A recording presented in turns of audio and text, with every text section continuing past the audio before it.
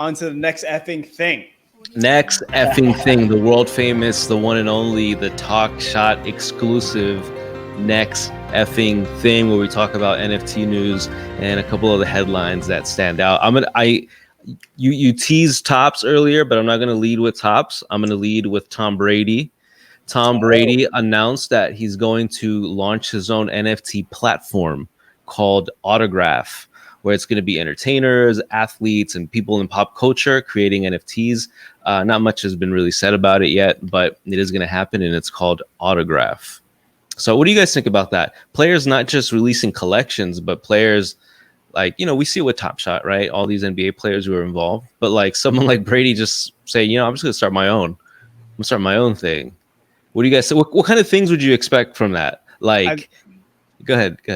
I think it's interesting that it's a athlete that's creating a platform for all artists across the board. Yeah. Musicians, etc. Yeah.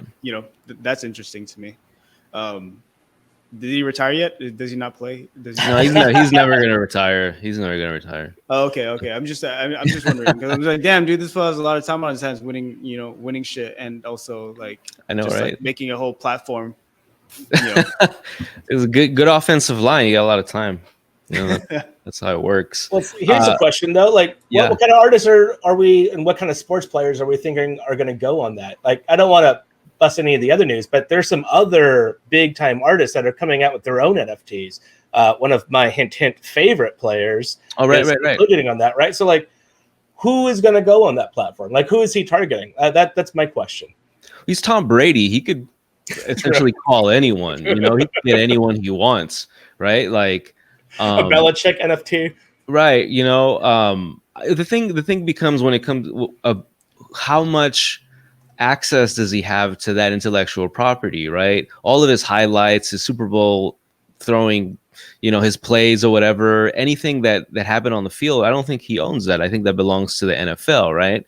Yeah. So I'm not just no disrespect to Gronkowski, but I wasn't really interested in the Gronkowski collection. I couldn't even afford it. Yeah. But also I want a Gronkowski highlight. I don't want a card. It doesn't even have the team logo on it, right? So it becomes a question about intellectual property and rights and what can you possibly do. So I'm not too sure. I really don't know what will be accessible, what type of drops they're going to have on it, but it's going to happen. It's called Autograph, and we should probably expect it soon. Yeah, he's going to make it happen. We know that the NBA Players Association signed with Ikomai, so it's not going to be with players necessarily. Although that's where I don't understand how much the the NFL Players Association, what their sort of their contract situation is. I'm not sure what that is. I just know that they've signed with somebody already, and it's not Tom Brady. So what happens with that? Tom Brady can get all kinds of athletes and stars, though. He doesn't just need the NFL. Right. That's the thing. He transcends things, but whatever. Moving on to the next headline, Topps, the legendary card collecting organization, is releasing their first set of NFTs. It's going to be based off the 2021 Series 1 baseball, which is a retail pack. You could also buy it in hobby and all that, but these are the boxes you find at Target, right? Well, you used to be able to, not that much anymore. So they're pretty much going to be the 2021 Series 1 edition, which I have a few physical ones here that I can show you. And they're going to follow this design. They're going to follow the standard Topps. I don't know if you guys can see that. Is that clear? And there's a glare. So, it's going to follow that with maybe the borders that are going to be a little animated. This particular series has a bunch of older, 1950s Topps because they're paying homage to the last 70 years. So I'm in. They're gonna release affordable ones at $5, and then they're gonna release $100 packs. I think the $5 packs only have about 6 cards, and then $100 packs have about 45, and they're gonna be a limited amount. I'm excited. This makes me think about what happens to grading now, right? If this is really adopted, if people really shift to this, what happens to PSA? PSA right now is no longer accepting cards. At this very moment, they have stop. Yeah, they had to stop because they just couldn't keep up, right? That makes sense. So now what happens, right? It doesn't replace, obviously, it's never going to replace, but what does it do to that industry?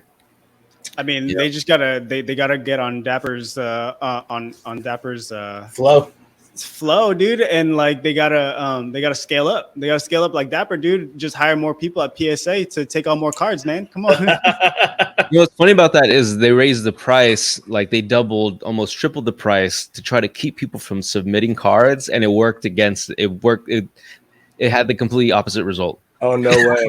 How much does it cost now? I've been wondering. I showed you earlier. The people didn't see at home. I've got a Shaq rookie card on my hands, and I have not sent it in. It's been in this massive case since I was 12 years old or 13, something like that. I haven't taken it out since then. But I've been wondering, I need to send it in. What's that cost look like? You're looking at least $100 a card. Damn. Yeah, it's to prevent people from sending cards that aren't valuable to be graded. Because I think a bunch of people started sending like essentially junk. Yeah. So how much does it cost to put something on sale on the NBA Top Shot marketplace? It's a good point. I mean, but here's the thing. Okay, total, right? but that's the thing, though. Like, this is going to become a conversation of like old versus new, right? Someone who really likes the blockchain or understands it, at least, is going to say why, like. First of all, the more cards you have, the more physical cards you have, the more space it takes up in wherever you live, right? Shoe boxes, cases, unopened wax, like you have to store that. You have to store that somewhere cool, dry, so they don't warp or get damaged. Like, you know how hard it is to keep a mint card, the corners nice and solid? That is so difficult. Oh, yeah. NFTs, you don't have to worry about that anymore. Nope. I don't know. What That's are we entering right now? It makes you wonder, right? That's crazy. It makes you really wonder. Now, There's always gonna be space for both, man. Of course. This is a conversation about both, about and not or. But I want to bring up one thing. This is the last thing. This isn't a headline, but I know what we think on this show. But I want to have a discussion about people who think that NFTs are scams or a scam. Now think about it. Like, if you think about Top Shot, right? If anyone invested a lot of money in a Top Shot, was able to buy Dapper in a heartbeat, but has been waiting for a long time to get their return on their investment, right? They can't withdraw. Some people might see that as a scam, right? Whatever, right?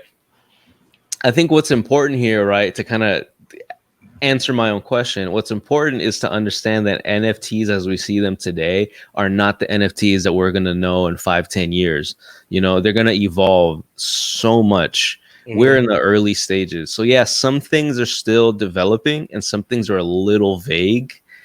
But if I honestly, you guys understand, I'm mostly speaking to somebody who may be doubting NFTs or the NFT world or the blockchain. Don't pay attention to the headlines. I know Beeple sold for 69 million. I know we can't afford our favorite NFTs from our favorite artists. I understand that. It's like buying cars, right? That's impossible. Not in this economy. But that's not that's not the value of NFTs, though, right? Like, I mean, what do you guys think? I totally agree. The technology, we haven't really seen what this technology is going to do. It's new, right? Like what they've been able to accomplish on the Flow blockchain in what is it been 2 years? Has it even been 2 years? Well, I guess it's been longer, right? With CryptoKitties, but in the amount of time that and what they've been able to accomplish with the Flow blockchain, I think like the Mike Conley reward challenge and that surprise, right? Where suddenly this new reward challenge came out and there was this video of the player walking through the moment. Well, it was like a broken play, ends up lobbing it to Gobert and then talking about what it was like to be finally into the All-Star game. And as an NBA fan myself, Conley has definitely been overlooked over and over again, usually because of injuries, but his play when he plays is fantastic. And to hear him talk about it, I actually just learned this past week that his people they approached Top Shot. It wasn't their idea to do it. It was his people's idea, which I think is even better news, right? An NBA player was like, hey, I want to do this thing. What do you guys think? And they went with it. That just shows There are so many possibilities with this that cards just don't have. I mean, Swish is a great example with the gamification right there. And we don't even know. Well, we could know a little bit about hardcore, which we haven't talked about yet. We'll talk about it in another episode. But there's at least multiple gamification with the Top Shot moments. That's something that I just didn't have with my basketball cards. I want to point something out, right? We all lived through an era where the music industry convinced us that buying music on little round discs was the only way. Now, if that's not a scam, I don't know what is, right? There you go. There you go. CDs or a scam. I'm taking that approach, right? $20 to buy something that had 12 to 20 songs when I only really wanted one. Yeah. But you're making me buy this for $20 plus. When the people found out that they didn't need to do that anymore, I mean, the truth was in the pudding, right? Mm-hmm. So, you know, it's all about how your perspective and how you see things and what the world sees as value. So I'm done preaching. That's it for next episode. Thank you for watching. Thank you. All right. Dude, yeah, man. Dude, that's amazing, man. And I feel like that you have more to your story, Eric, about, you know, like talking to people about or maybe defending this platform, but we can get into that for sure. And like, dude, I totally feel like that's just gonna be an ongoing thing that we're gonna have. And yeah, dude. So yeah, man. I think real quick. I want to, while we're on this, actually, I talked to a couple of coworkers today. I work for a nonprofit. We work virtually for like 6 years, and we do this like coffee tea chat kind of a thing, right? Where like a couple of coworkers and you just like have coffee and you chat for like 30 minutes about whatever. And that shouldn't be about work. And the idea is to build like a community. I used that opportunity to have my elevator speech with both of them because it was like the only 3 dudes in the nonprofit. We all ended up in the same meeting. And so we talked about it, and it was great because it was the first time that one of them said he walked through the process of like, oh, you could watch that on YouTube, and like he answered, you could watch that on YouTube to himself without me even needing to. I brought up the example that I love. Yeah, you could also have your, you know, art school cousin design a Kobe Bryant rookie card, right? It's not going to be worth anything. You're not going to convince anybody with it, right? It's a very similar situation. But it was just interesting to see that people who also like they didn't know anything about NFTs. They smiled when I said it because they're like, oh, okay, of course you jumped into it. They didn't know anything. And they were down. They got it pretty much right away. They're both younger, so I think that helps. But I thought that was cool. I think the moment that we're all waiting for is a very pivotal moment in NBA history to be minted.